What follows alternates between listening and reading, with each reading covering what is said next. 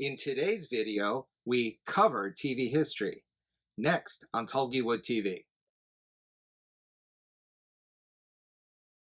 I know what you're thinking.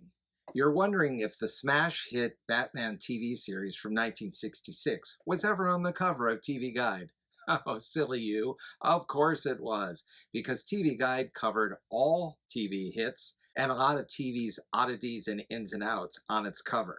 Its covers were celebrated for great photography, as we can see here in some of these examples from my collection, and also art such as drawings, collages, and illustrations. So today, to give us a way to look at some of the TV Guide issues from my collection, we're going to look at 5 funny favorites that have been featured on the cover of TV Guide. Now, in the 5th issue of TV Guide that I'll show, the funny favorite that is on the cover is someone you might not be expecting. Can you guess who it is? Be sure and stay to the end of the video and see if you guessed right. And of course, if we're talking about funny favorites from TV history, we have to start with a certain redhead, a wonderful performer that started out in black and white TV, but then also had a hit TV series in color as well. And you know exactly who I'm talking about. I'm talking about Ron Howard. Wait a minute, you were expecting me to talk about someone else? Ron Howard gained TV immortality when he was cast as Opie Taylor in The Andy Griffith Show. And even though just a little kid, Andy Griffith recognized his comedic flair. He was second billed even before Don Knotts. And the producers and writers of the show really relied on Ron to add a lot of offbeat comedy.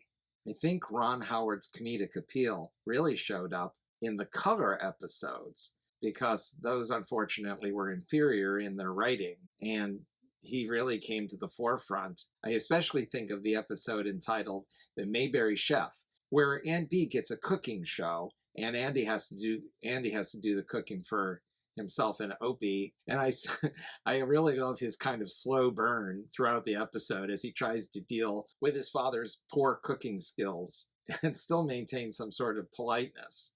But finally he loses it when he confronts his father and identifies what the problem is. Food, Pa, food! That episode, by the way, was written by James L. Brooks, who of course went on to create The Mary Tyler Moore Show and become an Academy Award-winning filmmaker.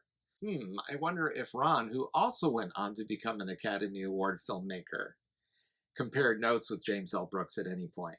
Ron then went on to star in Happy Days, another monster hit in his teenage years.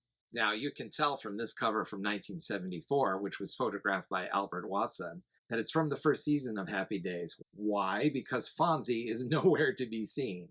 He became the breakout star a little later on, and then it was very rare to see anything about Happy Days without Fonzie. But Ron Howard remained the star of the show, and actually the centerpiece of the show were the scenes between Richie, played by Ron Howard, and Fonzie. The remarkable chemistry between both the characters and the actors resulted in a lot of comedy gold, and it's something that Ron and Henry Winkler still talk about today.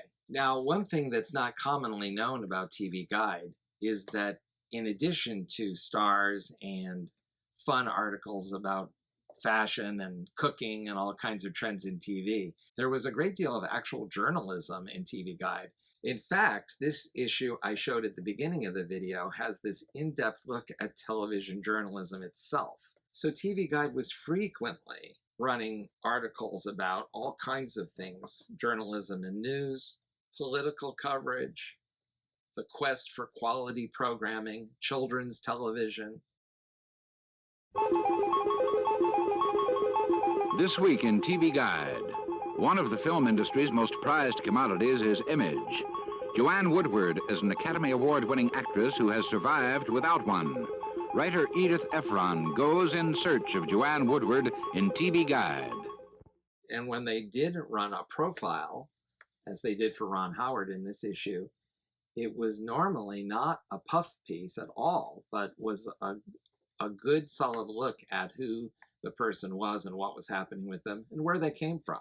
In Ron's case, of course, it talks about the Andy Griffith Show, but it also shows that he's almost an anomaly in Hollywood in that he is a Burbank boy who is a straight arrow, really just kind of what you would think he would be from seeing him on TV. It also mentions that he drove not a sports car, as a teenage star might do, but a Volkswagen Beetle. And as a matter of fact, Ron still has that Volkswagen to this day. Now let's go on to our next funny favorite. Again, someone that started with a smash hit show in the 1950s in black and white, and then went on to color later on, and also created one of the most iconic characters in TV history. Of course, I'm talking about Jackie Gleason. Oh, you thought maybe I was thinking of somebody else?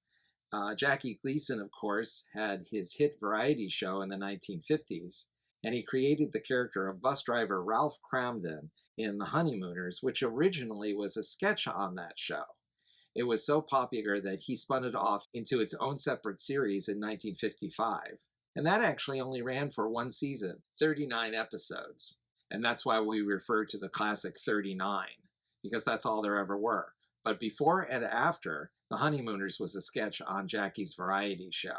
Hey, I've seen this one. This is a classic. Now, this issue was from 1970, and this portrait, photographed by Philippe Halsman, shows Jackie when his variety show was still a big hit, still included The Honeymooners, and was definitely still one of TV's biggest stars. But maybe not big, but maybe not big in the way you're thinking, because the article inside, as is mentioned on the cover, is about Jackie Gleason losing a lot of weight.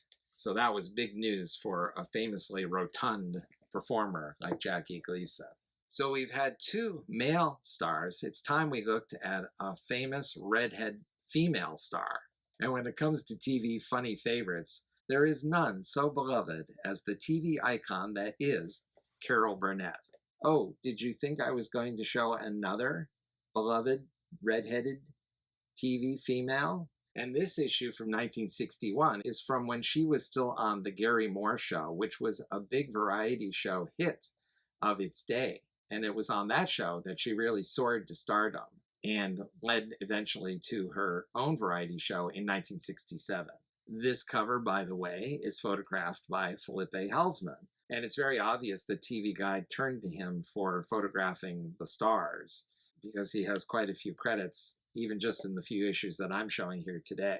In this profile of Carol Burnett, she talks about wanting to be a big musical comedy star, and that's really something considering she came from the New York stage with the big hit Once Upon a Mattress. And she talks about wanting to be like Mary Martin or Judy Holliday. And it's very interesting because she's a bigger star, I would say now, than those two great performers who are largely unknown to today's audiences. Well, I can't hold off any longer. We can't be listing funny favorites from the cover of TV Guide and leave out the most beloved TV performer of all time. Yes, here she is, the red-headed Lucille Ball, the queen of TV comedy. Now, this great cover from 1962, again photographed by Philippe Halsman, shows Lucy as she was about to debut in her second hit TV series of three, The Lucy Show. I love Lucy. The Lucy Show. Here's Lucy. The article inside shows another great photo and has a really wonderful profile of Lucy that talks about where she is as she's embarking on this new TV venture, her running the Desigloo Studios, still with Desi at this point, even though they were divorced, and what the future might hold for this great TV star.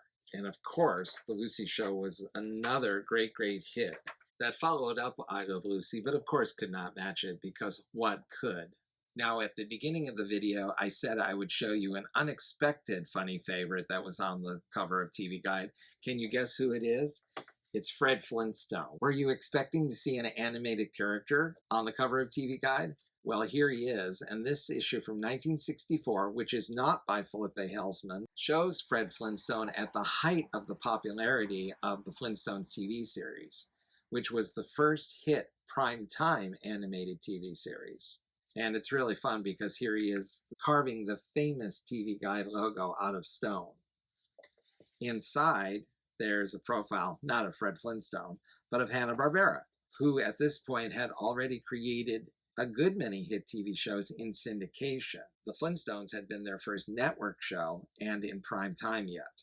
So it really gives a wonderful profile of them, their history, again, where they might be going. Because this issue from June of 1964 was just before one of their greatest programs hit the air. I'm referring to Johnny Quest.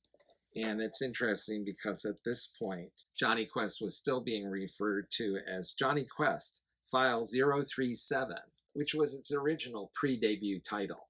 There's even a quote from Walt Disney in it where he admires Hanna-Barbera for doing what they do on the budget they have. And of course, they are the ones that made TV animation possible by creating the system that we usually refer to as limited animation, which is animation on a budget. They had already perfected that system in shows like Huckleberry Hound and Yogi Bear, and the Flintstones carried that on with what I believe was a larger budget because it was prime time. At any rate, it has great style, a great verb. Fred Flintstone is definitely a funny favorite.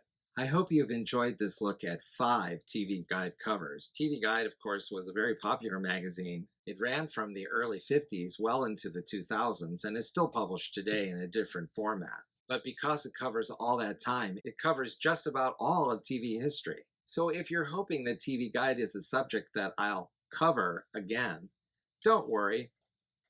I've got a few more.